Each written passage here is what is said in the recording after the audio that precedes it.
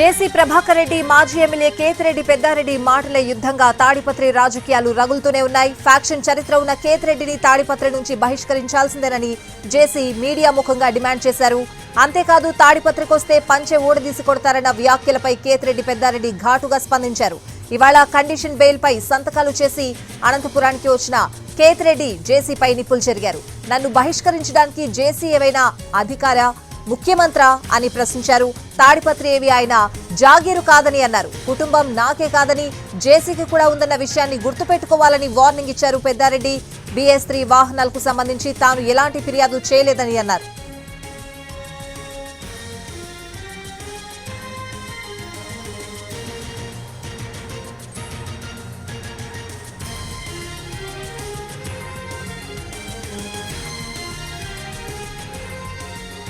జేసీ ప్రభాకర్ రెడ్డి మాజీ ఎమ్మెల్యే కేతిరెడ్డి పెద్దారెడ్డి మాటల యుద్ధంగా తాడిపత్రి రాజకీయాలు రగులుతూనే ఉన్నాయి.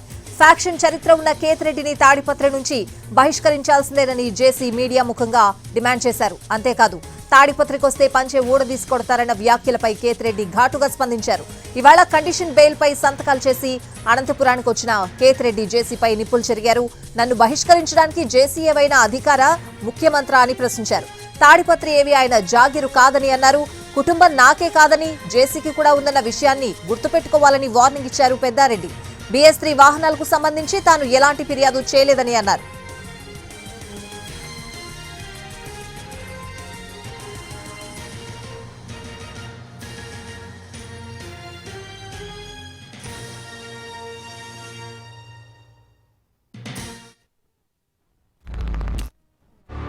ఏమొచ్చినా నేను ఫ్రాక్షన్ చేస్తా అంటాడు. ఇది నేను మాట్లాడిన మాటలు కాదు. తెప్పించుకోండి, వీడియోలు తెప్పించుకోండి, అన్నీ తెప్పించుకోండి త్రూ ఇంటెలిజెన్స్.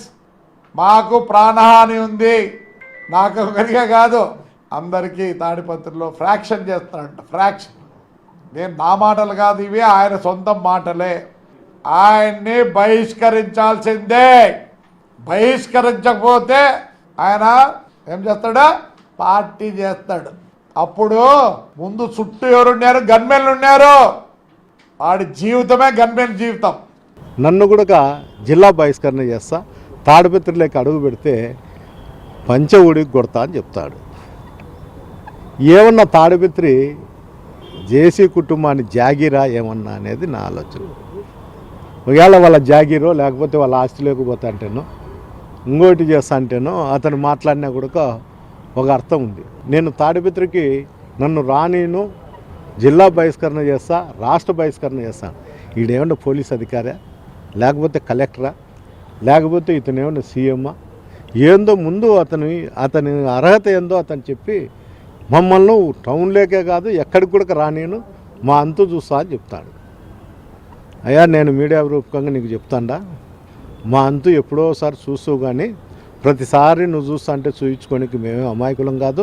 నీ ఇంటికాడ వంట మనుషులో డ్రైవర్లమో కూడా కాదు. ఎందుకు చెప్తున్నా అంటే నన్ను కొడతాడంట, లేకపోతే ఏందో చేస్తా అంట. నాకు ఏ విధంగా కుటుంబ సభ్యులు ఉండారో నీకు కూడా కుటుంబ సభ్యులు ఉండారు. నువ్వు కొడితే కొట్టించుకునేదానికి, నువ్వు ఏదైనా చేయించుకునేకి నేను అమాయకునైతే కాదు.